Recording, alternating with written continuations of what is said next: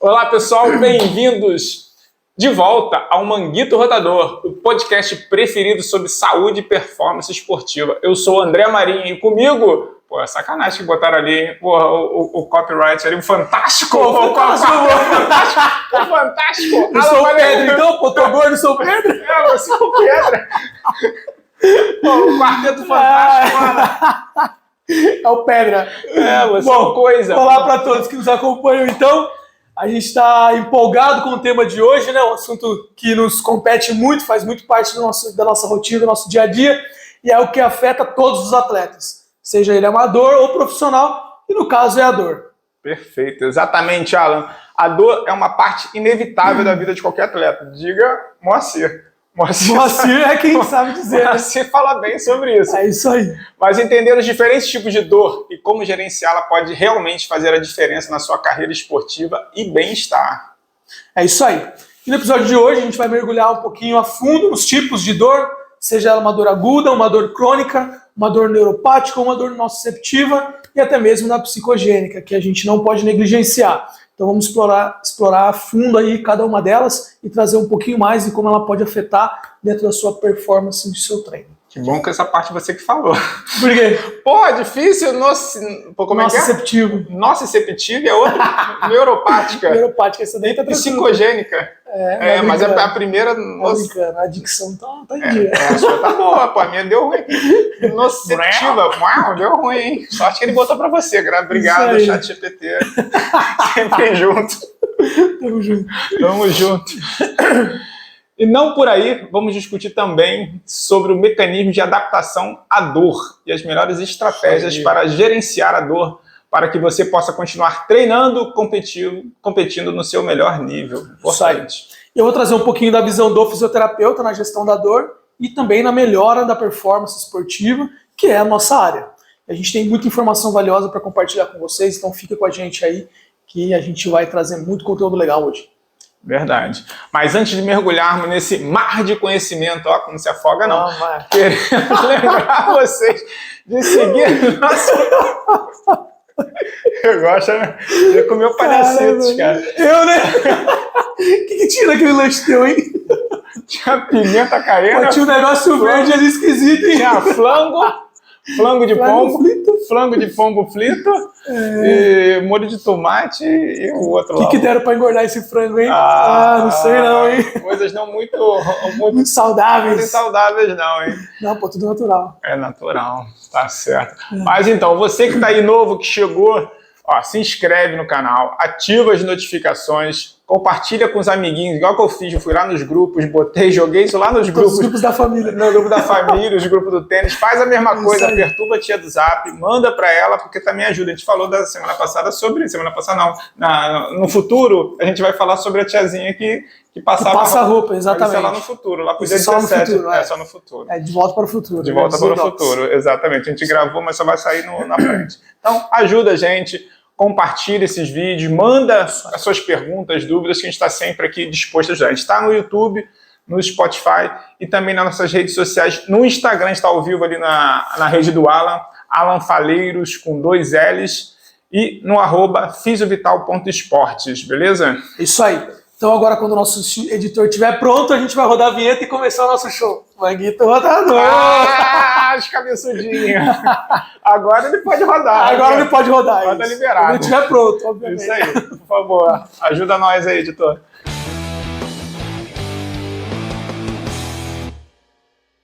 Isso aí. Bom demais.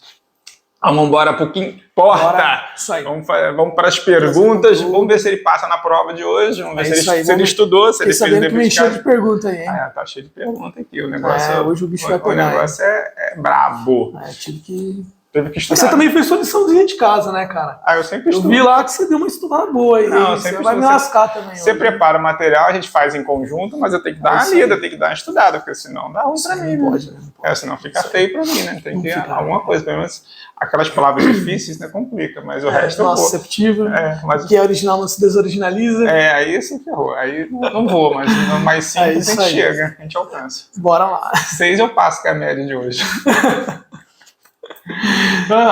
Explica pra gente, pra nossa audiência aqui, pro pessoal que tá em casa, exatamente o que é a dor e por que ela é uma experiência tão sensorial quanto emocional. Muitas vezes nós sentimos a dor, mas não paramos para pensar no que ela realmente significa no nosso corpo. Eu mesmo estou com a dor aqui no joelho, eu te falei, depois do episódio a gente tem que ver meu joelho aqui. Exatamente.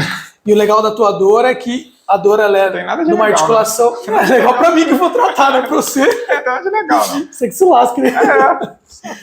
O legal, o importante a gente identificar a dor é que ela é uma sensação muito complexa, né? E ela serve como um sinal de alerta para o nosso corpo. Ela está indicando ali se tem alguma coisa de errado, se a gente precisa ter um pouquinho mais de atenção em relação a ela. E ela pode ser tanto sensorial quanto emocional, né? Porque a gente não trata o indivíduo só ali das bases fisiológicas, mas a gente tem que ter uma atenção biopsicossocial. E ela não se trata só de uma percepção física, né? Então esse desconforto ele envolve tanto uma interpretação emocional, psicológica dessa sensação. Então a experiência da dor pode ser afetada de vários fatores, obviamente, incluindo os estados emocionais, como ansiedade, depressão, pode se intensificar no decorrer dos fatores externos aí, e por isso ela não é só um sinal físico, mas uma experiência íntegra entre o corpo e mente ali, né? Está integrado. Isso aí, uma integração aí única, né? E o que a gente sempre fala é que a dor, ela pode ser algo muito pontual, mas ela pode ser uma coisa muito difusa, né? E esse difuso, na nossa avaliação, na nossa identificação, é super importante a gente olhar para o indivíduo como um todo, conseguir palpar ele durante a nossa avaliação e, de fato, chegar num senso, né, do que de fato é aquilo, né? Então a gente precisa muito olhar para esse indivíduo como um ser integrado, né? Sim, verdade, sem dúvida. Mexe com tudo aqui. Essa dorzinha no joelho chata, mas incomoda tudo. Incomoda na hora de dormir. Exatamente. Aqui no joelho na hora de caminhar, quando era no braço para pegar algum objeto e tudo mais. Então aquilo, às vezes é um negocinho fraquinho, mas aquilo vai incomodando e aquilo vai ficando na cabeça. A parte que você falou, vai ficando na cabeça, vai te deixando um pouquinho, às vezes, irritado, pouca paciência, isso vai levando para outros fatores, né? E é importante a gente identificar isso da forma como você falou, e isso provavelmente todo mundo já sentiu em casa. A dor ela é intensificada, né? Então ela começa pequenininha, ela vai se aumentando, ela pode vir a evoluir para uma dor um pouco mais intensa, e esse mais intenso pode trazer alguns fatores para a gente que a gente tem que identificar. Se essa dor está muito arrastada, e aí ela deixa de ser uma dor aguda, que é a dor naquele momento. Se ela é crônica, ela já começa a partir de um certo período, de algumas identificações que a gente tem que fazer, ela começa a se intensificar e se torna uma dor crônica.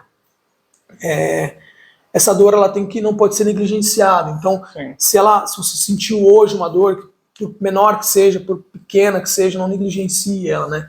Porque isso daí pode ser um sinal do teu corpo de que alguma coisa vai dar ruim. Sim, sem dúvida. Tem a garrafinha pra lá.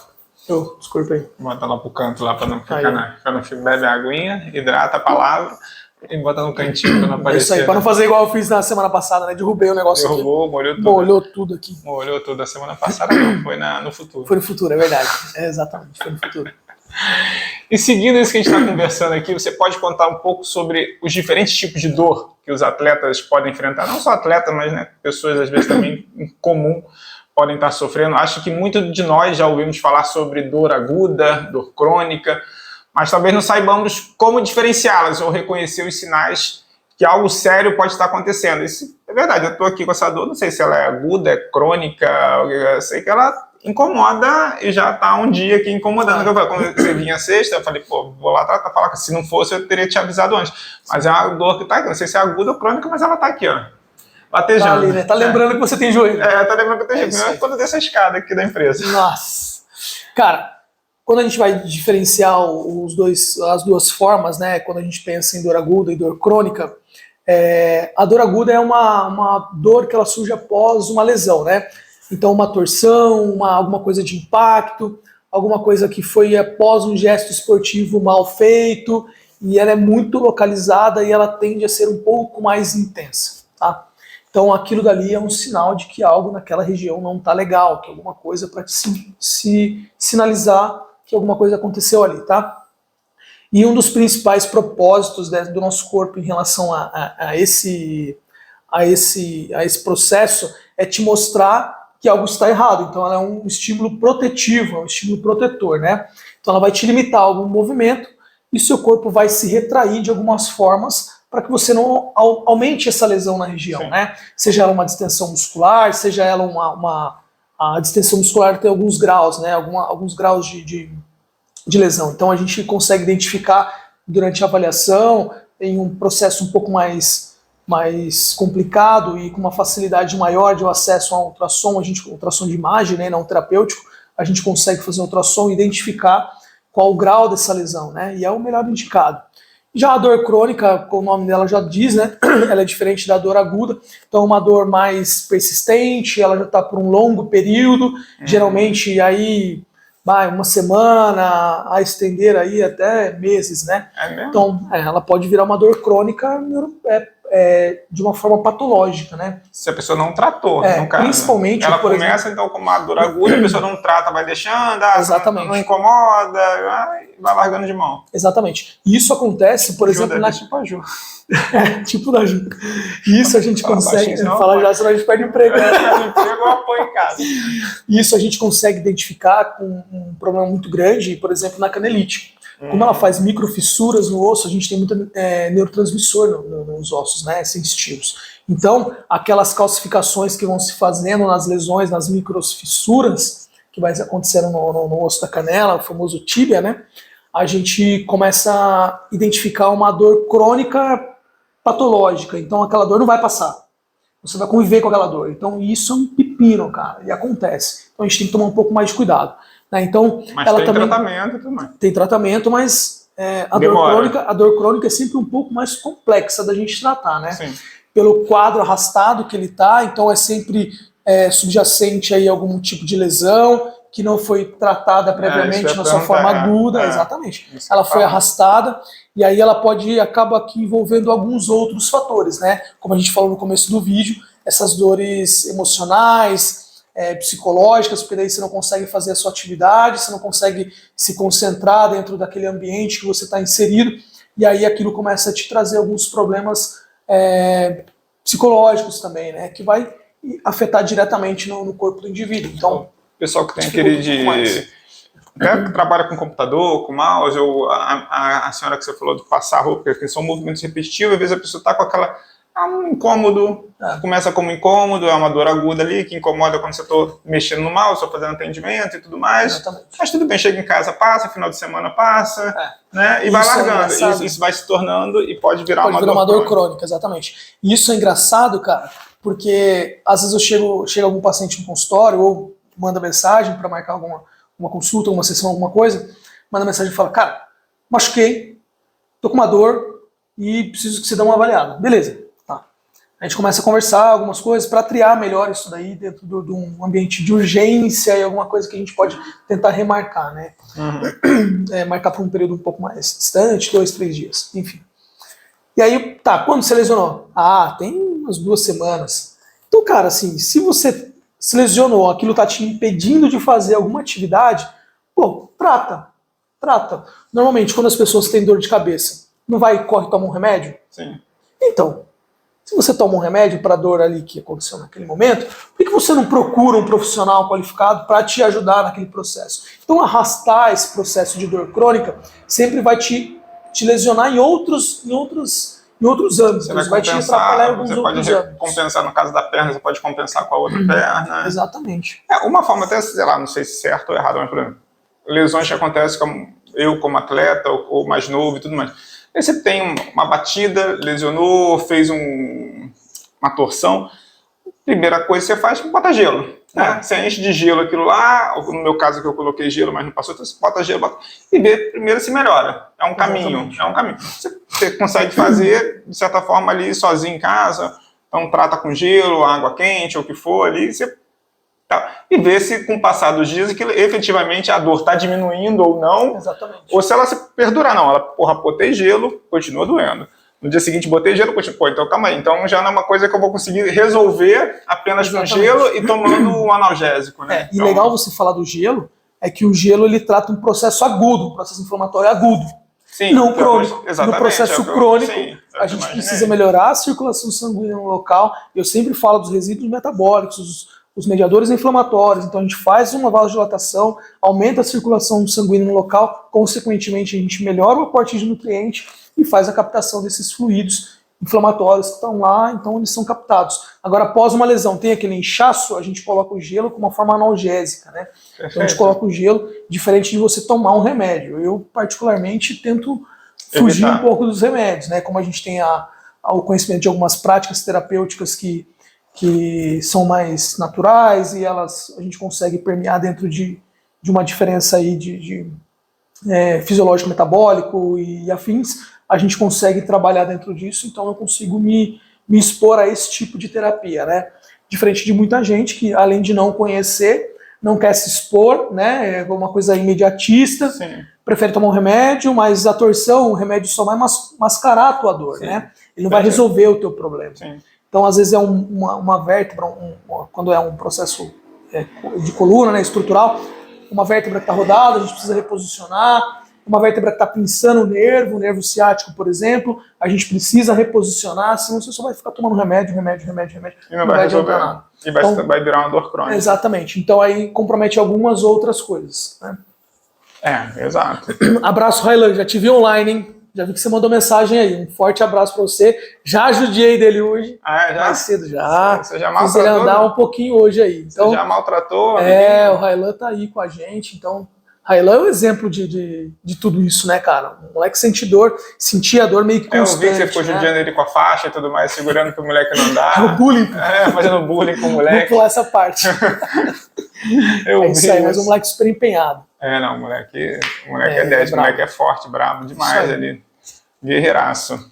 Não, maravilha. Vamos falar um pouco de dor e desempenho esportivo. Então, para começar nossa conversa, entrar um pouquinho mais a fundo na parte da dor, ali foi mais uma introdução para a gente entender um pouco mais sobre o universo, o que a gente vai tratar aqui hoje nesse podcast, mas vamos entrar um pouquinho mais a fundo e fazendo perguntas um pouco mais específicas. Então, como a dor afeta diretamente o desempenho de um atleta, amador ou profissional, como isso pode afetar o desempenho? Tá. O atleta por si só, né? Não só o atleta, mas a dor por si só, ela te impede de fazer alguns movimentos, né? Sim. E aí a gente adota uma postura que a gente fala de antálgica, uma postura que você adota para que você não sinta a dor. Então você vai compensar aquele movimento de alguma outra forma que você precisa fazer, você vai adotar uma postura. Por exemplo, uma dor na coluna, você vai andar um pouco mais curvado. Sim. Por quê? Para evitar que você estique demais, pince lá e tal, aquela dor. Então você adota uma postura antálgica que a gente fala. Então tem toda a questão da redução da força, porque se você tem uma lesão muscular, a gente pensa nas fibras musculares entrelaçadas, né? O processo de tensibilidade e tudo mais. Então a contratilidade delas, a contração daquele músculo vai alterar. Então a gente não consegue fazer o movimento completo. Então a gente, além da redução da força, a gente tem a redução da mobilidade. Sim. Por conta disso, né? Então vai te dificultar um pouco aí de realizar algumas técnicas específicas, né? Alguns movimentos específicos. Perfeito. Daquele membro, né? Seja do braço de alavanca e tudo mais. Alteração da coordenação, então essa dor ela pode ser tão intensa que se movimentar vai te dificultar. Então, independente se ela é uma dor neuropática ou se ela é uma dor nociceptiva, sim. Vai chegar que lá. É um pouco mais difícil da compreensão, e da dicção, também, mas ela pode te alterar dentro disso porque você vai ter uma dificuldade na mobilidade. Então, o movimento, você vai tentar burlar o teu movimento normal, né, para que você não sinta essa dor. Além disso, tem todos os impactos psicológicos, né, que pode alterar o atleta. Você não vai estar exposto naquele ambiente que você está acostumado, você não está inserido naquele movimento, naquele gesto esportivo que você está acostumado a fazer, né? Sim. Então tudo isso vai dificultar um pouco mais, além do que a gente ter uma redução hormonal, tem toda uma questão que a gente tem que levar em consideração que vai dificultar um pouquinho aí a execução do atleta. E aí, se a gente usar a dor como uma coisa que você vai sentir dor, você vai ter que parar de treinar. Eu sou muito aberto em relação a isso com os meus pacientes, né? E o atleta de alto rendimento, ele aprende a conviver com a dor. Sim. Então, ele convive com a dor, ele vai continuar fazendo a prática dele esportiva, ele vai continuar treinando com dor. Mesmo se você falar para ele não ir. Não ir. Então, eu sou sincero com eles e gosto dessa sinceridade de volta. Então, assim, vai treinar. não deixa de treinar. A gente mais leve, faz ajusta.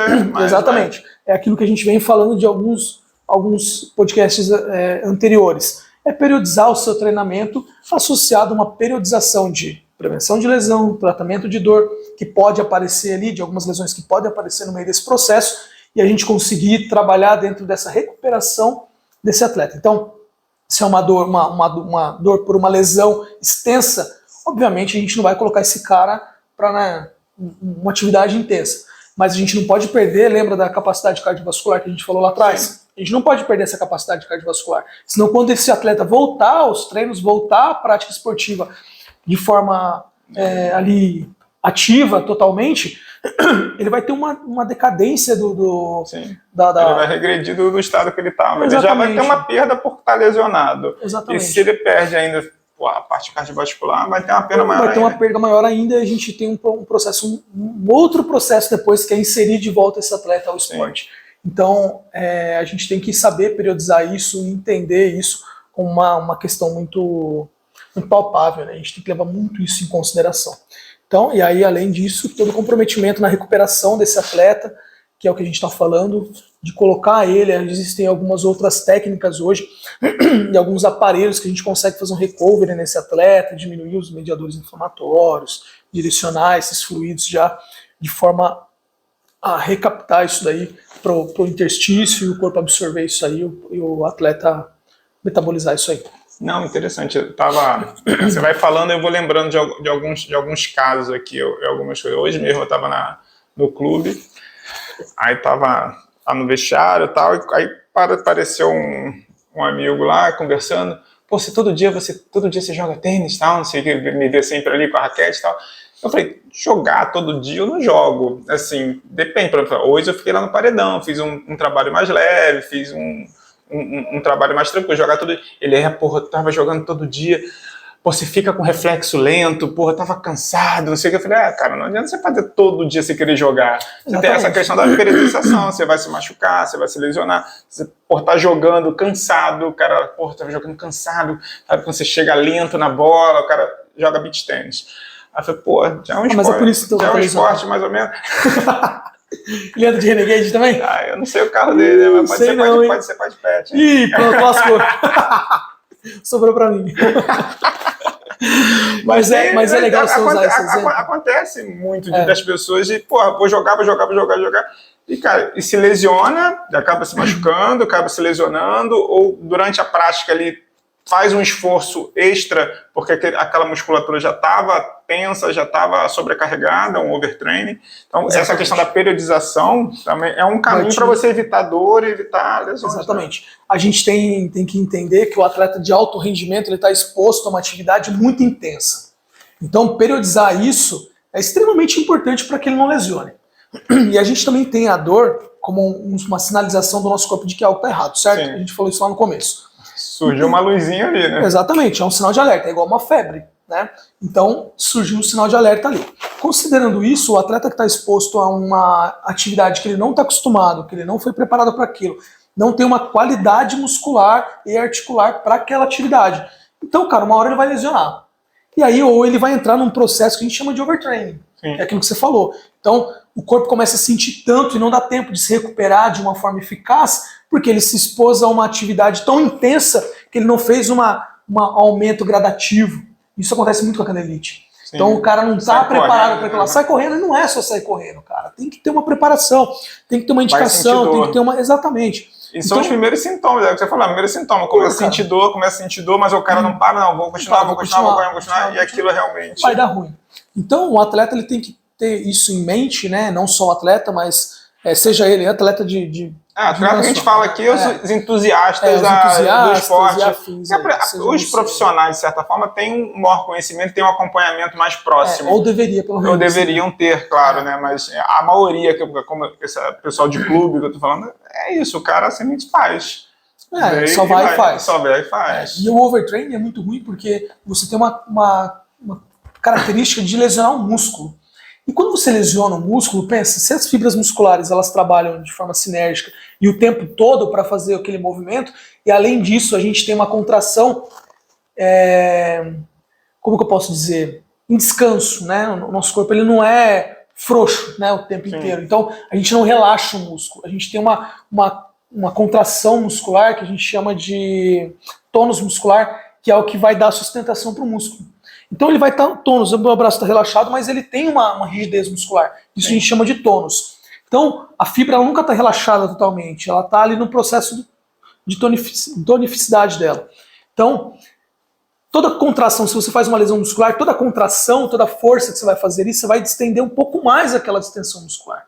Então, é muito difícil tratar esse tipo de atleta justamente por conta disso, nessa condição de lesão. Sim. Porque ele não pode parar. Sim. Entendeu? Então, toda contração que ele fizer, muito efetiva naquele músculo, você vai lesionar um pouco mais. Sim. É muito complicado. Não é difícil. O negócio é não parar, mas entender que você tem que fazer certos ajustes até você realmente Exatamente. conseguir sanar aquela dor, aquela lesão que você não tá. é simplesmente...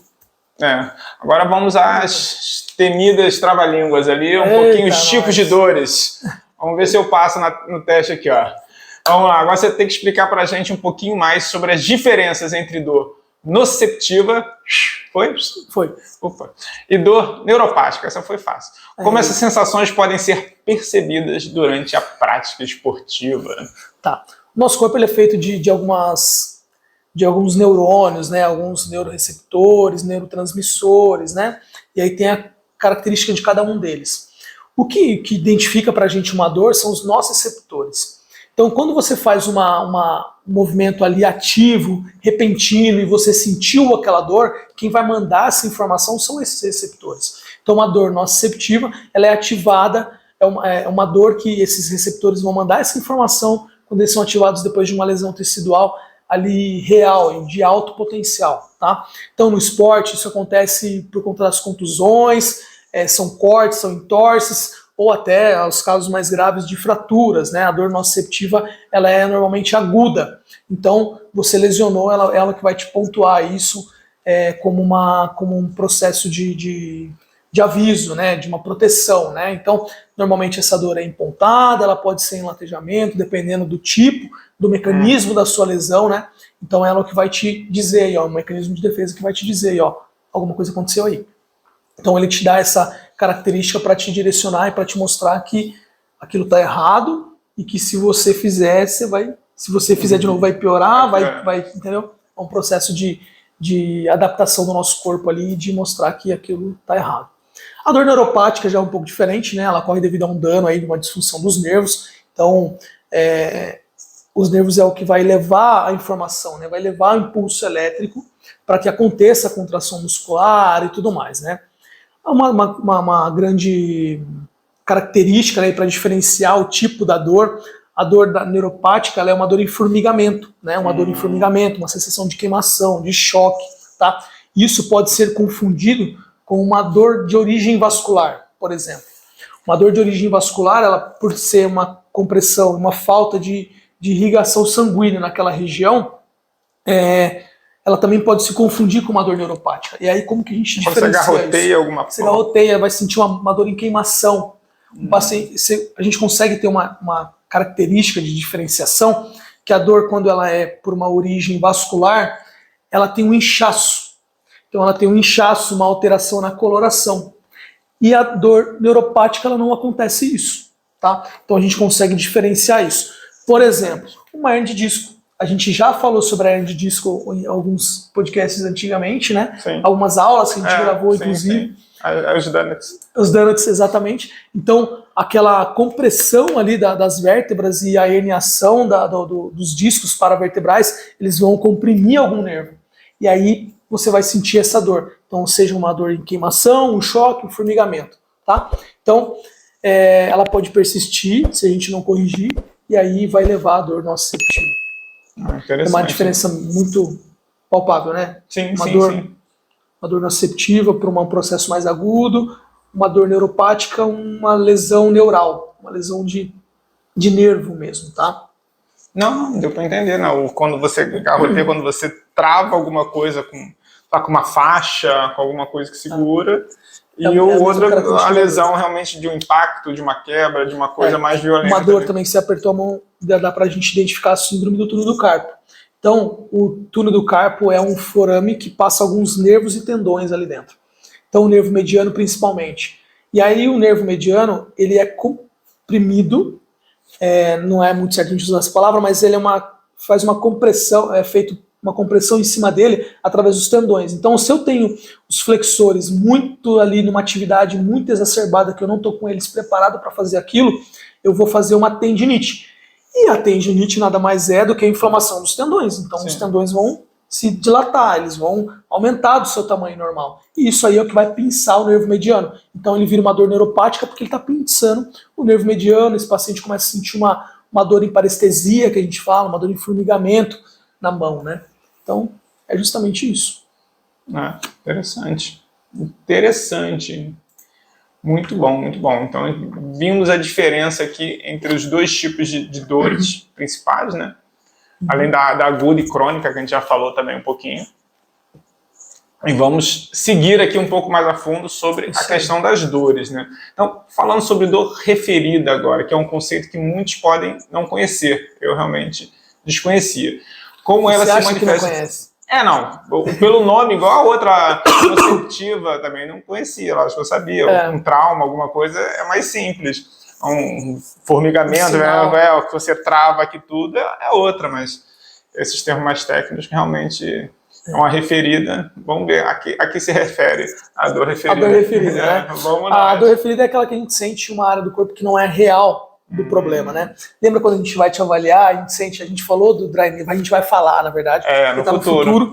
A gente falou do dry needling e a avaliação, a gente identificou um ponto gatilho, né? Um nódulozinho, a gente aperta ele dói ali, mas ele vai doer em outro lugar, não é? Quando a gente palpa lá, sentiu a dor, mas a dor tá indo pro ombro. Quando eu aperto aqui, a dor vem pro ombro, ou quando eu aperto aqui, a dor vai pra cabeça. Então, uma dor referida, ela não necessariamente ela tá naquela região, tá? E ela corre por alguns sinais que variam de partes frequentemente compartilhadas entre as mesmas fibras neurais do corpo. Então, o nervo ele irradia, né? Ele vai mandar a informação para aquele músculo, né? Então, para ele mandar essa informação para aquele músculo, ele precisa de um impulso elétrico para mandar a informação, o nervo. Só que esse nervo ele tem ramificações. Sim. Essas ramificações elas vão irradiar outros músculos e outras regiões. O mesmo nervo principal. Então, ele vai mandar essa informação para alguns lugares, não só para aquele lugar onde de fato é o problema. Então, isso a gente chama de uma dor referida, e ela pode se confundir um pouco o cérebro aí por conta da origem da dor, justamente por conta da ramificação dessa ramificação. Que então, por isso que a gente usa até, brinca, né? O paciente, eu estou avaliando o paciente, mas minha dor não é aí, minha dor é aqui. Aí você avalia, doeu. Tá vendo? Não é só ali, né? Pois é. Ela está irradiando para outros pontos. Não é simples, não é tão simples assim, né? Parece. E nos atletas é legal a gente falar isso também. Sim. Que nos atletas é normalmente pelo estresse repetitivo. Ele não sente uma dor pontual, ele sente uma dor no músculo todo, né? E aí o atleta que faz uma lesão de distensão de fáscia muscular, por exemplo, ele sente dor no todo o músculo. Mas você vai procurar ali, você vai achar um ponto específico onde está a dor mais intensa. Que leva pro músculo exatamente, porque ele envolve todo o músculo, né? A face envolve todo o músculo. Então a gente identifica isso dessa forma. Interessante. Isso aí. Muitas coisas. Sinais enganosos, complexidade de sinais, interpretação variável. Tem pela várias, confusão do cérebro ali, né? Sim, porque então, está na região muito grande ali, você não sabe qual o ponto exato. Exatamente. Então, às vezes, esse paciente também ele pode ter várias lesões, né? No mesmo músculo, né? Ele pode ter quando você espeta a gente ali, você espeta em vários pontos. Naquele músculo tem vários pontos gatilhos ali. Que a gente chama de uma dor satélite, né? Ela está em vários lugares. Então, esses vários lugares dificultam um pouco a identificação do nosso cérebro do nosso paciente. Isso é legal a gente fazer, a gente não tem aqui, mas a gente pode explicar e depois vocês podem identificar isso em casa, né? A gente pega o braço, uma região onde o paciente não está vendo com os olhos. Nas costas ali? Nas costas. A gente coloca 2 espetos. A gente coloca 2 espetos longe. Ele vai sentir 2. Você vai perguntar para ele, quantos espetos tem? 2. 2, tá. Aí você muda.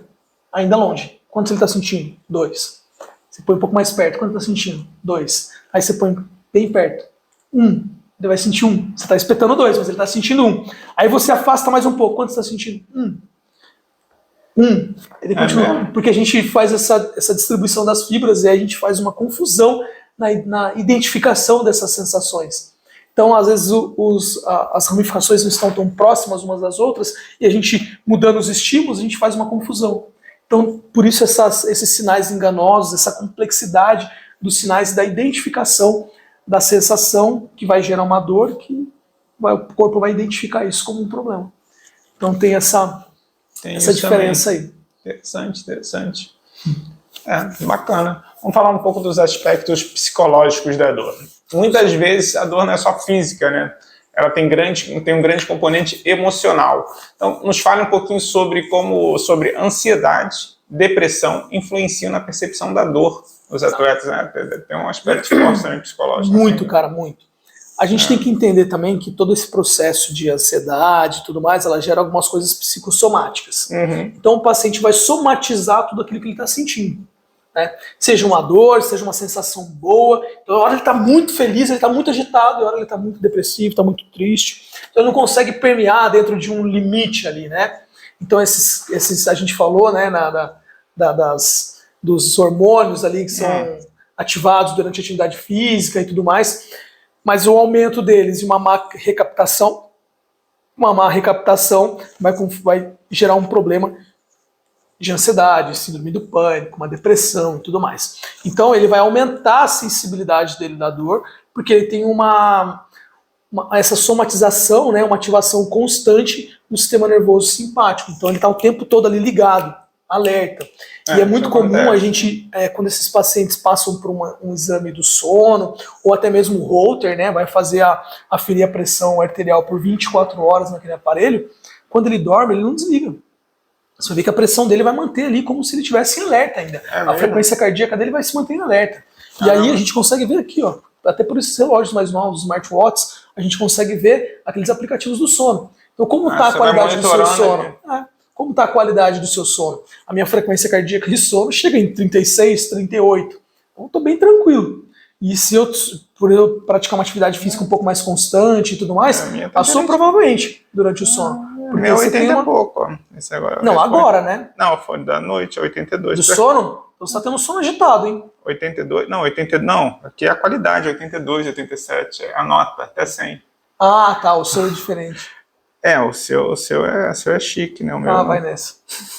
Eu tive um desse, cara. Eu tive Samsung, eu tive um desse. Tem que olhar pra ver todo. Tem alguns aplicativos. Tem que olhar no celular. Tem alguns aplicativos que eles vão mostrar a qualidade do seu sono. Aqui só vai mostrar, ele mostra a qualidade, mas é só a nota. Aqui não vai, tem que olhar no celular, exibir no celular. Aí você tá gravando, ele não vou conseguir. Tá gravando, não vai conseguir ver agora.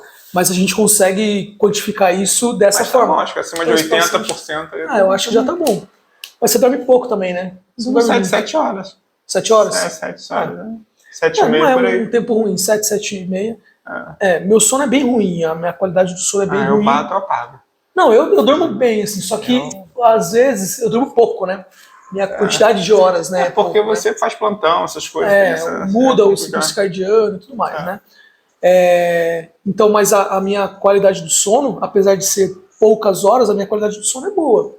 Eu tenho uma noite de sono boa, minha frequência cardíaca cai bastante, minha pressão arterial cai bastante, justamente porque eu estou no sistema do REM ali, estou ali entregue ao sono, né? Agora esses pacientes com ansiedade e tudo mais, ele está o tempo interativo. Ele não entra em REM lá. Não, esse tempo interativo também tem uma mudança na percepção da dor, né? Uma mudança na percepção das sensações, né?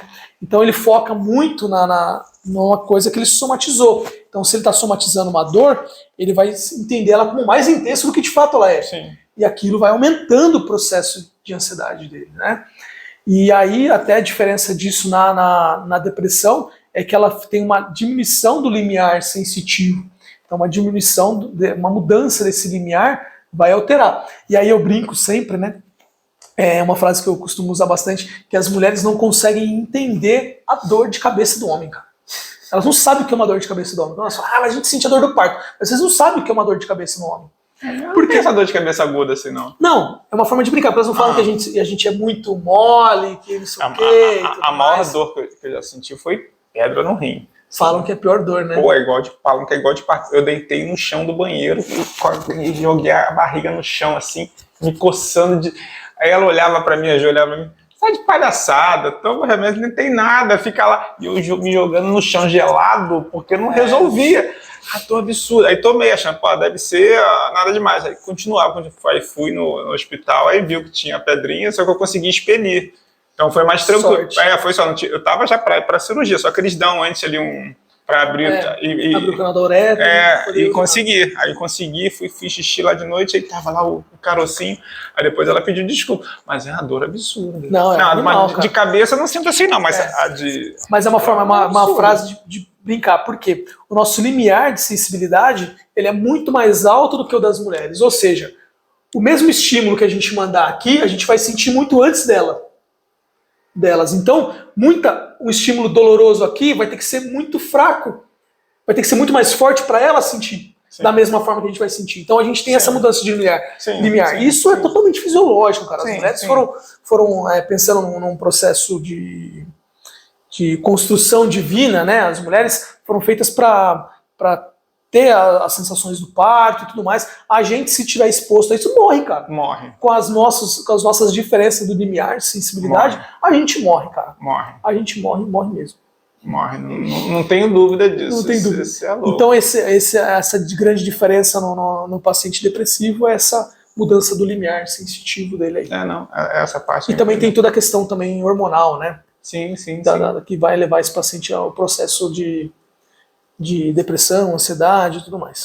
Não sei se tem, mas, por exemplo, quando você tá criança, né? É engraçado, você tá no carro, não tem onde parar, deve fazer xixi, ou você mesmo, ver se tá no trânsito, não pensa na porcaria do xixi, porque se pensar sempre piora, né? Sempre aumenta o negócio ali. E é um pouco da parte psicológica. Não esquece. Aí nego de sacanagem bota barulho de água, os caras só pra sacanear. Se você realmente ficar pensando, parece que intensifica. Se você dá uma relaxada, bota a você consegue aguentar e chegar em casa. Você somatiza essa sensação. Então, essa parte, isso é um grande problema. Acontece. Isso realmente é real, assim. Não só na dor, levando para uma coisa mais simples, que acho que a maioria já deve ter passado, pensando, não pensa nisso agora, senão você vai piorar a situação. Você vai piorar, tá no trânsito lá, apertado, não tem o que fazer, cara, paciência, não pensa. Não pensa, se ficar pensando, não, realmente você vai fazendo as calças mesmo, não vai ter jeito. Vamos seguir aqui nosso baile. Atletas frequentemente desenvolvem uma tolerância à dor? Acredito que sim. Isso é sem positivo ou existem riscos em ignorar os sinais da dor no corpo? Acho que existem riscos, mas que você vai aprendendo a tolerar como qualquer coisa, acho que sim. A gente pensa numa adaptação do nosso corpo, né? Nosso corpo foi feito para se adaptar, né? Então essa adaptação dentro do contexto esportivo, de certa forma é bom, porque a gente consegue trabalhar algumas coisas dentro com esse atleta, né, com esse esportista, dentro de algumas coisas que a gente vai conseguir evoluir com ele. Isso é ótimo, Mas a gente tem que entender qual a característica dessa dor, qual ambiente ele foi exposto para sentir essa dor. Porque isso pode agravar as lesões, pode desenvolver as compensações e aí comprometer outras estruturas, né? Esse paciente pode evoluir para uma dor crônica, para as lesões mais sérias, o que de fato era só uma distensão muscular, agora virou uma distensão de face, virou uma distensão muscular de grau 3, ou seja, teve uma ruptura de várias fibras musculares. E aí isso vai evoluir para as compensações, né? Então a gente vai evoluir com o nosso paciente, a gente vai andar para trás, né? Isso é um grande problema, cara. Sim. Um grande problema. Então, a gente não pode negligenciar a dor só porque é um atleta, porque eu sou bom, porque eu consigo e tal. A gente não pode levar por esse lado. E aí a gente vai acabar mascarando isso daí de uma forma... e desgastando o local e gerando mais problemas. Assim, é o que você falou, todo atleta, de certa forma, convive com a dor. Não tem como você não conviver com a dor. Ela faz parte da rotina de qualquer pessoa que pratica alguma atividade física e tudo mais. Você vai ter alguma lesão. Às vezes, durante o jogo que você está, ou a atividade que você está praticando, você sente aquela dor, você fala, beleza, dá para você estar com o corpo quente, dá para continuar, você consegue. Ou você está com uma dor leve, começa o jogo, aquecer o corpo, aquela dor vai, depois você sabe que, ou seja, tem que tratar aquilo lá, aquilo foi para poder competir, fazer aquela atividade, agora tem que dar um tempo e tratar isso aqui. Não dá para no dia seguinte eu jogo de novo, no dia seguinte eu jogo de novo, Aí você vai evoluir para um overtraining. Aí vai arregaçar o negócio. Mas lembra daquele processo que eu te falei, da adaptação do corpo do atleta? a gente expor aquele atleta, por exemplo, vai fazer uma ultramaratona, uma corrida, uma volta a volta da ilha, por exemplo. Que você vai sentir dor em algum momento. Você vai sentir dor em algum momento. São 160 quilômetros, se não me engano, em volta da ilha, né? Você corre. Ela pode ser feita íntegra, você correr os 160 quilômetros, ou você pode fazer ele em forma de revezamento, né? Dentro de quantidade de atletas que você vai colocar no seu grupo. É muito calor, uma pressão atmosférica maior, é uma disponibilidade de oxigênio diferente do que a gente tem aqui na nossa região. Então, pensando por esse lado, quando a gente coloca isso como um ponto específico de treinamento, se a gente não expõe esse atleta a esse tipo de coisa, a gente vai ter um problema lá durante a prova. Sim. Certo? Porque a gente treina aqui. Sim. Eu treino de manhã, onde não tá batendo tanto sol, tá fresquinho, lá você vai estar correndo no sol na bala, entendeu? Então, começar a colocar esse atleta, a expor esse atleta a esse tipo de coisa. E uma coisa que ele tem que ter muito, pensando na distribuição da corrida dele, é a gestão da qualidade mental dele durante a corrida. Porque você sabe que você vai correr 160 km. No primeiro quilômetro você fica pensando, nossa, tá calor, né? Puta merda, tá calor. Falta 159 aí, né? Puta, falta 159. Você não chega no final. Não chega no final. Nossa. É a mesma coisa que acontece... Você tem que contar um por um, pô. É a mesma coisa que acontece, você vai dar risada. Com micro-ondas. Se você colocar um prato pra esquentar ali por 1 minuto e ficar ali na frente olhando... Ah, não passa nunca. Não passa. Ainda mais se tiver com fome. Aquele 1 minuto virou 10. Ah, não passa. Agora se você coloca ele pra esquentar e sai... Você sai, vai beber uma água e volta, já deu 1 minuto. Já deu, já tá apitando. Passou que eu nem percebi. Tá apitando. Exatamente. Então, se ele ficar muito atento àquilo que ele está sendo exposto de uma forma negativa, cara, vai dar merda. Não, vai. Não. Vai ter uma dificuldade. Então, tem essa gestão mental, dessa resiliência, dessa qualidade mental que ele tem que... Uma dica assim, que funciona para essas coisas grandes são aqueles que a gente até já comentou, né, de micro metas. Então, você está nessa corrida da praia, sei lá, pô, vou correr até aquele quiosque. Então, eu tenho que chegar no quiosque. Essa é a meta agora. Cheguei no quiosque, beleza, agora eu vou até aquela árvore. Ou agora eu vou chegar naquela pedra. Você vai botando pequenas metas ali para você não pensa, já foi, sei lá, já foi 20 km, você nem percebeu. Exatamente. Ou você vai contando de mais 1 km. Mas você tem que botar uma metazinha pequena. Se pensar só na meta gigante de 160, você não vai conseguir. Você não chega, você cansa antes, você vai cansar antes. Então você vai ter que ir mais um pouquinho. Agora eu vou soltar ali. A gente fala que sua alma tá sangrando, né? Porque você tá ali, não aguento mais. Você fala, não, eu aguento. Então tem toda uma questão ali, um trabalho mental que tem que ser feito. De resiliência, né? Essa parte da resiliência, essa parte é um treinamento. Por isso eu acho que todo atleta, cara, tinha que passar, todos os atletas, independente do grau de intensidade da sua atividade, tinha que passar por uma gestão ali de vários profissionais. Então, um fisioterapeuta, um preparador físico, um médico fisiologista, que pode ser um médico endocrinologista também, um ortopedista, às vezes, para te avaliar um pouco mais a fundo nas lesões, né, na questão de exames de imagem e tudo mais, para chegar a algum diagnóstico específico dentro de uma avaliação. Um nutricionista e um psicólogo, cara. Você tem que passar por um psicólogo. A galera acha que é besteira. Vai fazer terapia, vai explicar, mas não uma terapia porque eu não quero contar meus problemas, mas não é contar seus problemas. É expor isso daí e ver de uma forma externa. Então eu acho super importante esse atleta se expor a esse tipo de tratamento voltado para o esporte. Um psicólogo esportivo, entendeu? Que ele vai te auxiliar nesse processo. Então, e a galera não liga para isso, acha que não é necessário. Mas é uma experiência que a gente devia ter. Bacana. Uma olhar que a galera devia ter. Interessante. Pensar a respeito. Vamos fazer um pouco da gestão dessa dor. Deixa eu passar a moto aí. A moto passou. Bom, valeu. É tipo o carro das pessoas que fazem barulho. Conhece? Não conheço. Nem carro gosto. Barulhento. Você já teve essa experiência de pegar carros barulhentos por aí? Igual a moto faz barulho. Todos os dias. Ele tá me zoando porque meu carro é um pouquinho barulhento, mas... Não, mas anda bem.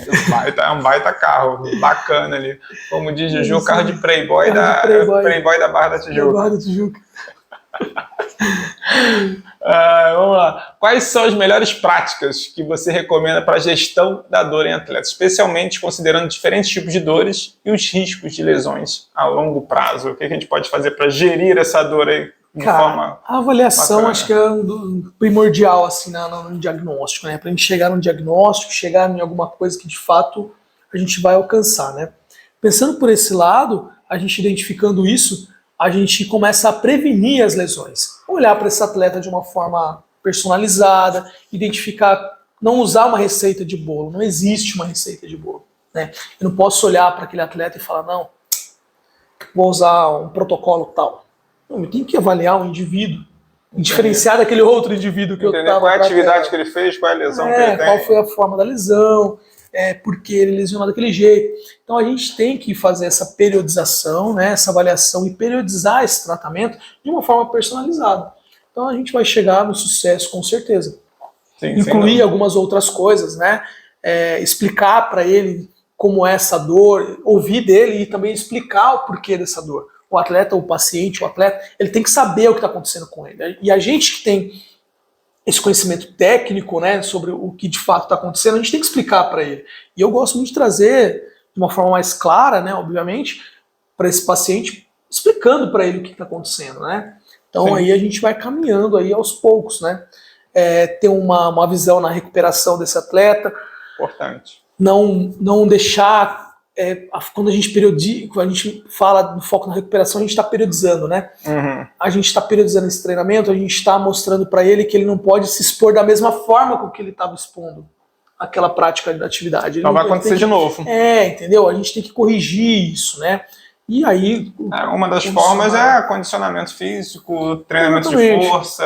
Tudo isso está incluso dentro do processo da reabilitação, né? A gente fazer o treino de força, treino de mobilidade, mostrar para ele o que está errado, fazer uma avaliação física muito ali fechada para ele, né? Muito afinca ali, colocar a mão no paciente, gastar tempo na avaliação física. Quando a gente gasta tempo nessa avaliação física, a gente consegue identificar o problema dele e fazer o melhor traçado para a gente chegar no objetivo. A gente não pode esquecer isso. Orientação, aí as orientações entram essas intervenções psicológicas que a gente está falando no podcast inteiro. Nutrição é importante, extremamente importante esse atleta passar por um nutricionista, melhorar a sua hidratação, porque o paciente está num consumo exacerbado, ele está num processo inflamatório, então ele precisa se recuperar. Então a gente tem água é fundamental, né? Se hidratar, né? Eu bebo bastante. Várias garrafinhas. Aqui tem um copinho. Tem eu já tô acabando a minha, hein? Você não tá bebendo nada aí, hein? Tá aqui, tá indo embora. Mas tudo que eu já bebi. Eu faço a gestão do tempo aqui, pelas quantas de pergunta tem ali, aí eu não vou detonando a água. Entendi. Faz sentido. Faz sentido. Tem um motivo. Tem um porquê. Tem um porquê. Nada é aleatório. Deixa a garrafinha d'água aí.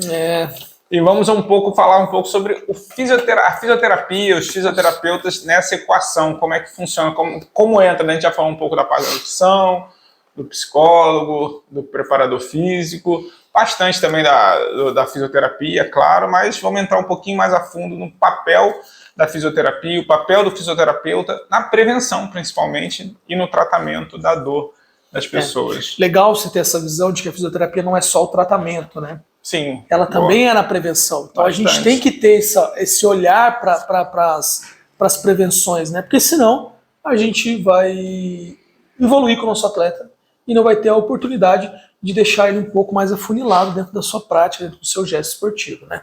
Então, o diagnóstico funcional dentro de uma avaliação é extremamente importante. De novo, a gente tem que identificar... Ah lá, tá vendo o joinha lá? Apareceu de novo? Você viu que de novo apareceu o joinha? Não sei se foi assim que eu fiz. Apareceu de novo o negócio. Você faz o negócio? Sei lá, apareceu um bagulho. Aí ele faz ali, não reparei não. Sei lá. Para de tomar esses negócios. Tava no lanche, o verdinho do lanche. Tava no verdinho, chá de cogumelo. Exatamente.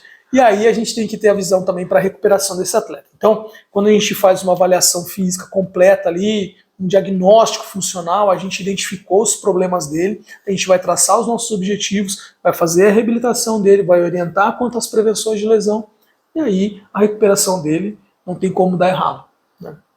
Se ele seguir as suas orientações e tudo mais, sim, né? Obviamente. Sim. Né? Ele vai conseguir gerenciar melhor essa dor, vai melhorar a performance e com isso vai a parte da educação dele, do conhecimento dele também sobre o próprio corpo e como prevenir futuramente essas lesões, vai entender um pouco mais do corpo dele. Né? Exatamente. Isso tudo é consequência de todo o trabalho que você vai fazer em cima dele, né? Ele vai aprender a gerenciar aquela dor e identificar aquela dor. Isso também é uma coisa importante da gente mostrar para ele como é a dor que ele vai ter que tolerar, a dor que ele vai, um atleta de alto rendimento, obviamente, a dor que ele vai ter que tolerar durante a prática dele e a dor que ele não pode negligenciar. Então, saber identificar essas dores, né, é extremamente importante para esse atleta, né? E aí, consequentemente, a gente vai melhorar a performance dele se a gente diminuir todo o quadro álgico, né? Se ele não sentir dor, se ele melhorar toda a qualidade física dele ali. Então, a gente consegue evoluir com ele de uma forma muito eficaz. Não, perfeito, sensacional. Importante, tenham sempre o fisioterapeuta para cuidar e fazer a prevenção. Como ele sempre diz aqui, é mais barato prevenir do que você depois tratar, sai muito mais caro, né? Exatamente. Então, é mais a galera negligencia aí, prevenir. Esquece que a gente pode te ajudar de alguma forma. Exatamente. Prevenção e educação sobre a dor, né? Então, seguindo aqui já para os finalmente aqui, vamos falar um pouco sobre como os atletas podem ser educados sobre a dor para prevenir lesões e melhorar seu desempenho, mantendo-os de forma saudável ao longo prazo. Entrando um pouquinho mais fundo nisso que você falou, o cara começa a entender que tipo de dor ele tem e como é que a gente pode explicar isso para ele de forma um pouquinho mais tranquila. Eu penso muito na forma educativa, mas um atleta, cara, é muito difícil sentar com ele aqui, ó, na beira da maca, explicar para ele, mostrar um slide para ele, isso é muito difícil. Então eu tento mostrar um pouco mais na prática para ele isso. Então eu tento mostrar que aquilo que ele está sentindo, como ele sente, a diferença da dor, como ele vai melhorar isso, como ele pode melhorar. E aí a gente fazer um trabalho mais integrador, né? E aí a gente, na prática da volta dele para esses esportes, e principalmente se esse esporte dele é coletivo, outros atletas, usando outros atletas, ele como exemplo e outros atletas como exemplo para ele, né? Sim, então quando a gente insere ele de novo nesse contexto, ele começa a ter uma vivência daquilo. Mas esse atleta, normalmente, esses atletas de alto rendimento, normalmente eles têm uma continuidade daquilo que ele faz, né? Sim. Então ele faz aquela prática esportiva por muito tempo, né? Já está há muitos anos nessa carreira e tudo mais, né? Desde pequeno, jogador de futebol desde pequeno joga, a galera do tênis desde muito jovem, e enfim. E aí ele começa já a identificar o corpo dele, ele começa a entender o corpo dele. E eu tento mostrar isso para ele. E aí, de uma forma que eu gosto muito de fazer, é expor ele a esses estímulos, né? Expor ele a uma coisa que vai gerar dor. Expor ele a alguma coisa... Para começar a entender. Exatamente. Se ele não tem essa identificação, essa sensibilidade de identificação, eu começo a expor ele aquilo. E aí eu vou praticar a atividade junto com ele.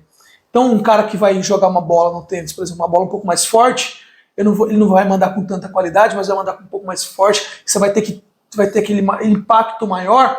Então eu vou resistir à raquete dele, eu vou deixar a raquete dele um pouco mais pesada, mudar o equilíbrio da raquete, né? A gente tem os pezinhos que a gente consegue fazer o equilíbrio dela, pontuar os equilíbrios, então eu monto aquilo um pouco diferente e vou usar uma bola um pouco mais pesada e vou mandar essa bola com um pouco mais de peso para ele. Então eu não vou mandar a bola para ele, se eu não consigo mandar uma bola para ele, arruma um lançador de bola, ou combina com outro atleta que é um pouco mais forte, que consegue mandar isso de uma forma um pouco diferente, ou então ele vai ter que mandar essa bola e a bola vai voltar de forma reativa no paredão. Vou mandar a bola um pouco mais forte, vou colocar ele num ambiente instável para expor ele para aquilo, então aquilo vai gerar um desconforto para ele, ele vai ter que saber se identificar dentro daquele contexto que eu inseri ele. Interessante, tem que botar o cara para entender. Exatamente. Só executando ele mesmo, mostrando na prática, para ele estar vendo como é que é. Interessante, Falando sobre dor e supercompensação no esporte, como a dor pode ser um sinal de que o corpo está se adaptando e melhorando após um treino intenso. E a gente pode usar o caso, o exemplo do Rafael Nadal, que é um atleta que não só enfrentou várias lesões, mas também demonstrou uma gestão incrível da dor, com costela fraturada, com pé arrebentado, joelho, ele já tem dedo, sei lá, ele já deve ter tudo ferrado ali. Exatamente. E como isso reflete na prática, de atletas que buscam longevidade e sucesso em suas carreiras, Já o oposto dele é o Djoko. Que não tem nada. Tem nada, mas é aquilo que a gente falou em alguns podcasts também anterior. O Djokovic ele foi exposto a um ambiente totalmente diferente do que ele estava acostumado a jogar. Se a gente vê os primeiros jogos do Djokovic e os últimos anos, os últimos 10 anos dele na prática, cara, você fala, não é o mesmo atleta. Não é o mesmo atleta. Ele pegou, foi lá para os Alpes com uma porrada de gente, um grupo enorme, e trabalhou dentro de uma sinergia, né, de uma união de forças profissionais para que ele pudesse evoluir, onde o ar estava um pouco mais rarefeito, ele tinha uma diminuição da pressão atmosférica, diferente dos outros ambientes que ele jogava. Então ele mudou totalmente o metabolismo dele para aquele esporte. Então, assim, é um cara que evoluiu demais dentro da prática dele, evoluiu demais dentro dos anos para aquilo.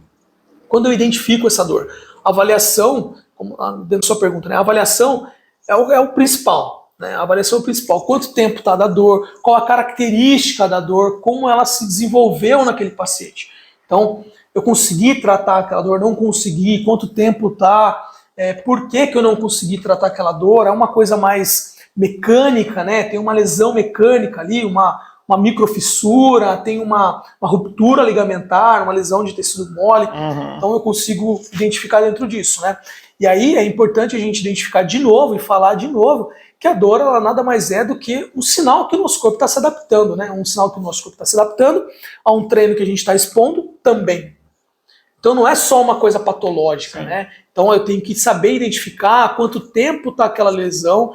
E um exemplo disso, né, que a gente falou da compensação do Nadal, né? Sim.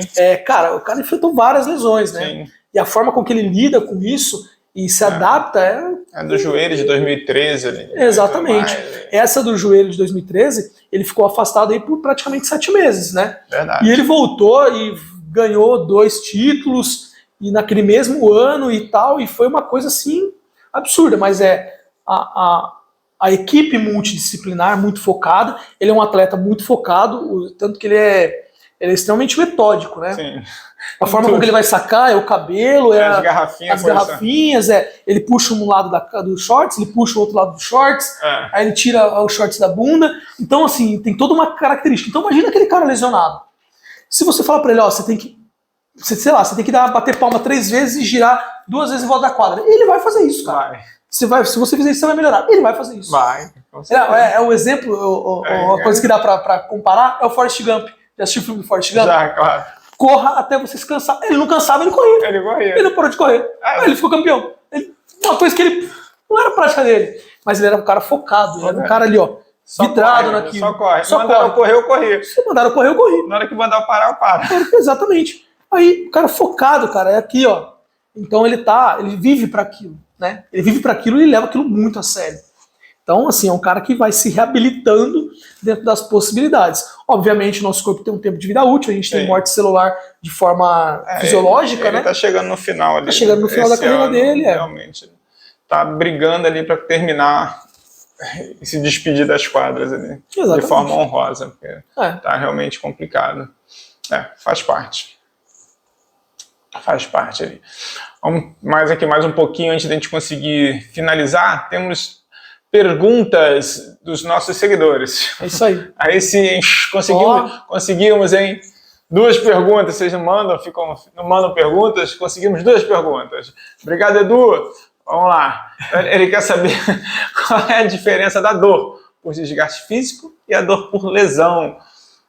O que você conta aí pra gente? Já passou um pouco sobre isso, mas vamos específica na pergunta dele. A dor pelo desgaste, ela é uma dor meio que generalizada. Você vai sentir a dor ali naquele músculo que está mais desgastado, está mais cansado, aquela dor naquela articulação, mas isso vai ser refletido em todo o teu corpo.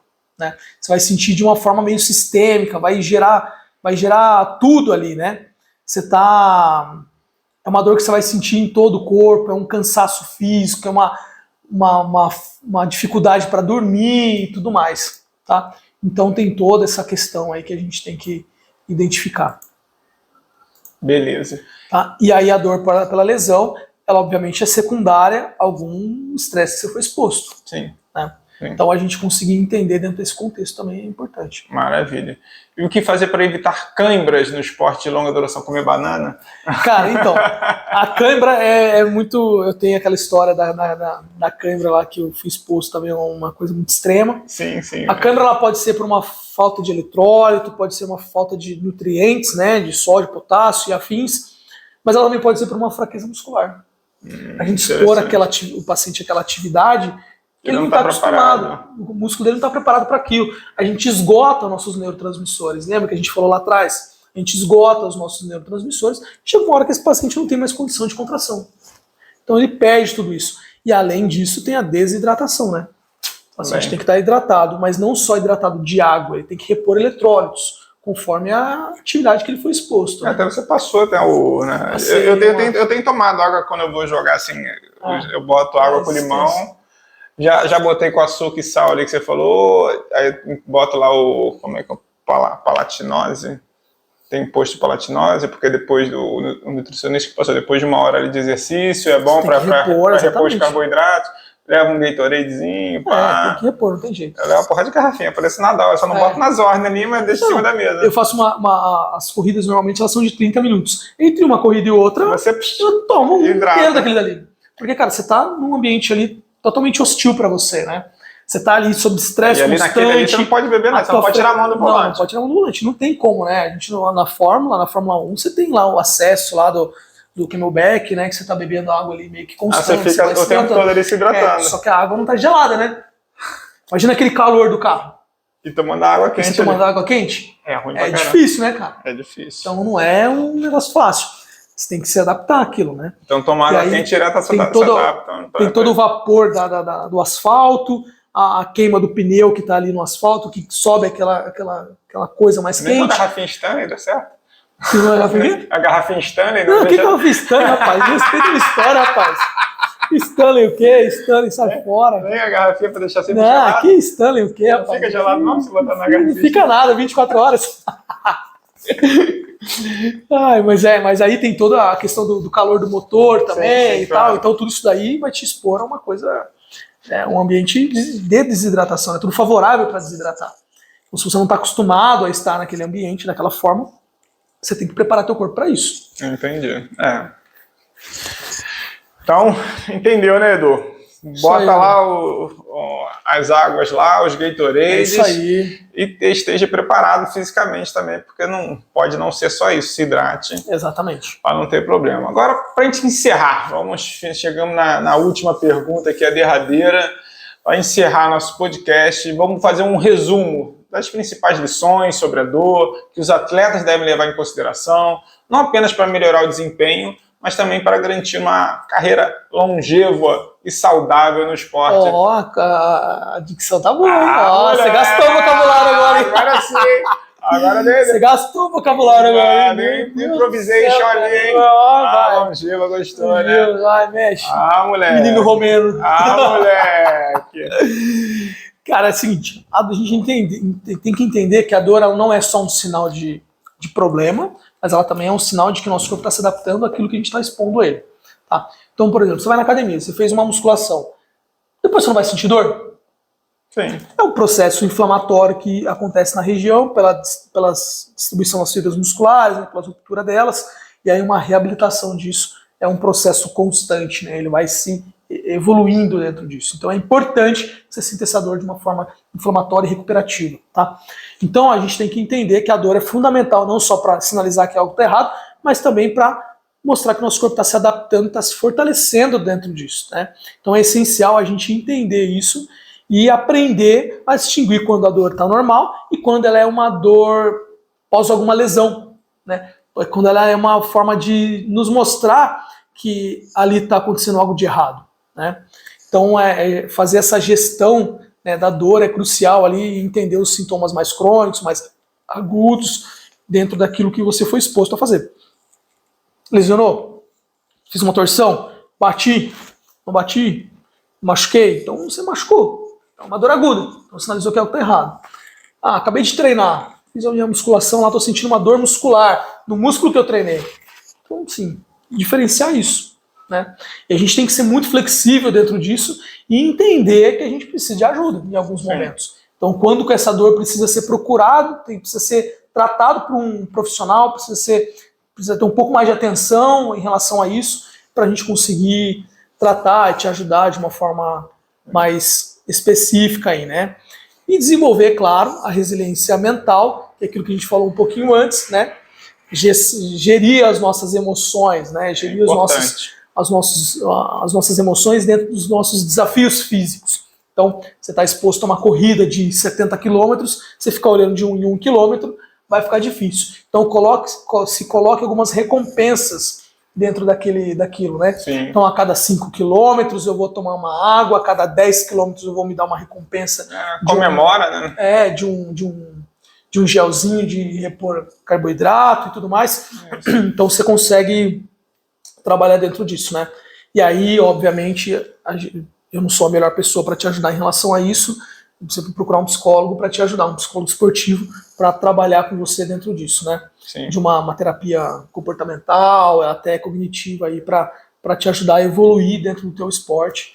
E aí, com certeza você vai flutuar dentro dele. Não, maravilha. Acho que a gente conseguiu abordar bastante coisa, hein? Foi legal, foi legal. Foi bom, né? Bastante coisa aí. A gente falou sobre dor tempo. Foi bom, muito bom. Deu para entender bastante sobre dor. Temos perguntas, se tiverem perguntas, mandem, que estamos chegando nos finalmente. Mas foi bem legal, conseguimos responder 2 perguntas, passamos por vários pontos ali, desempenho esportivo, tipos de dores, a dor referida, os aspectos psicológicos da dor, né, que você comentou um pouco, a adaptação, né, de você ter que se adaptar, como gerir essa dor, importante demais, né, o papel da fisioterapia, a parte da prevenção, educação sobre a dor. Então, assim, acho que abrangemos bastante tópicos ali e conseguimos pegar bem sobre o pessoal entendeu bastante. A ideia é sempre trazer mais conteúdo, né, ser um pouco mais explícito. Exato, essa é a ideia, de forma mais leve, descontraída. Isso aí. Na parte séria a gente fala sério, na hora de brincar a gente brinca. E a vida que segue. E vida que segue. Gostou, deixa o like, né? E vamos embora. Gostou, avisa, porque não gostou. Não gostou, avisa, mas também o problema é seu, vai continuar igual. Se não der like nesse daí, vai sentir dor, hein? Se não der like, vai sentir dor. A gente vai pegar você na curva. É isso aí. Ah, moleque. Vamos nós. Então vamos finalizar aqui nosso podcast. Vou lá cortar meu cabelinho. Isso aí. Vou ver se tem que ver meu joelho. Que horas é a tua aula? 7 horas. Então dá tempo de você ver meu joelho. Tá tempo. Nossa, maravilha. Bom, pessoal, chegamos ao final de mais um episódio recheado de informações valiosas sobre a dor no esporte. Hoje, com a ajuda hoje, não só hoje, como sempre, com a ajuda do nosso grande craque, Alan, nosso mini craque, mergulhamos fundo nos diferentes tipos de dor que podem afetar os atletas e como gerenciá-las de forma inteligente. É isso aí. A gente não pode esquecer que a dor é um sinal, né? Então a gente tem que aprender com esse sinal, aprender a ouvir e entender as lições que o nosso corpo está tentando nos mostrar. Então a gente tem que saber identificar isso para que a gente consiga evoluir dentro de um esporte ou dentro de algum contexto que você está inserido na tua vida e evoluir sempre, né? Exato, perfeito, é exatamente isso. E não esqueçam de ativar as notificações para não perder nenhum dos nossos episódios. Esse aqui é o 5º episódio do nosso podcast. Pretendemos seguir firme e forte, mantendo aqui, pelo menos até o 8º tá garantido. A gente já tem alguns gravados aí, a gente teve que gravar o patrão vai passear, então a gente teve que gravar aí, então no futuro vocês vão ver aí. Já estão prontos. Bem legal, cara. Ficaram bacanas. Muito legal. Ficaram bons, ficaram muito bons. Então, sigam, ativem as notificações, compartilhem, deixem o like aqui. Lá no Spotify também você tem acesso a esses podcasts. Então, queremos ouvir vocês, deixem seus comentários, perguntas e nos digam como vocês lidam com a dor nos treinos e nas competições. Manda aqui o feedback de vocês, que é sempre legal da gente estar ouvindo, a gente pode estar respondendo e trazendo como temas futuros também que são interessantes pra gente. É isso aí, não esqueça também de seguir as nossas redes sociais. Meu Instagram é @alanfaleiros, com 2 L's, e @fisiovital.sports. É extremamente importante que vocês nos sigam lá, que a gente consiga trazer conteúdo para vocês, não só isso, mas a gente traz alguns conteúdos aleatórios também, dentro das nossas rotinas, né? Exato. Pra gente interagir, dar risada. Eu trago alguns exemplos dos meus pacientes, posto alguns vídeos lá da minha rotina também. O André tá sempre interagindo lá, trazendo a rotina dele, trazendo como ele gere o tempo dele, como ele faz a gestão da dor dele, inclusive. Verdade. Porque é um atleta ali constante, então é importante mostrar esse desenvolvimento, né?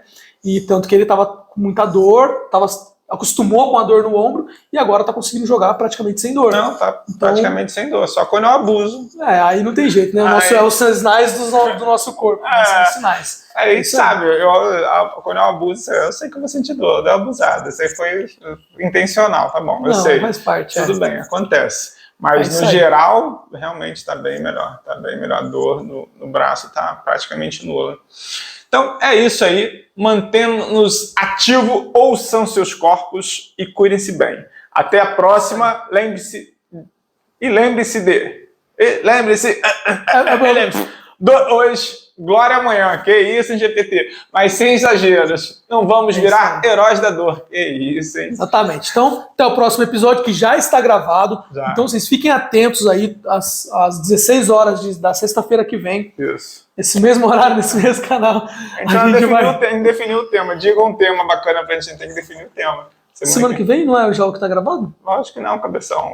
Eu viajo dia 13. Exatamente. Então, semana que vem, às 16 horas... É ao vivo aqui. É ao vivo. É assim. A semana que vem, então, a gente vai gravar de novo, às 16 horas, aqui online. Isso. Ao vivão. Isso, ao vivão. Ao vivão.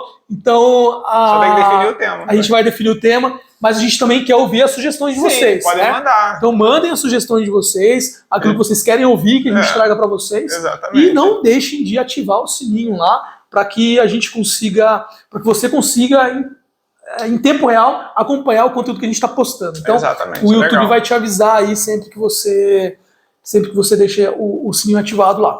Fechou? Perfeito, exatamente. Então, acompanha o Manguito Rotador também no Spotify. Exato. Né? Segue lá o nosso podcast lá, Manguito Rotador, que a gente vai trazer toda semana conteúdo legal para vocês e vocês conseguem acompanhar. Dá 5 estrelas lá pra gente. Pô. É isso aí.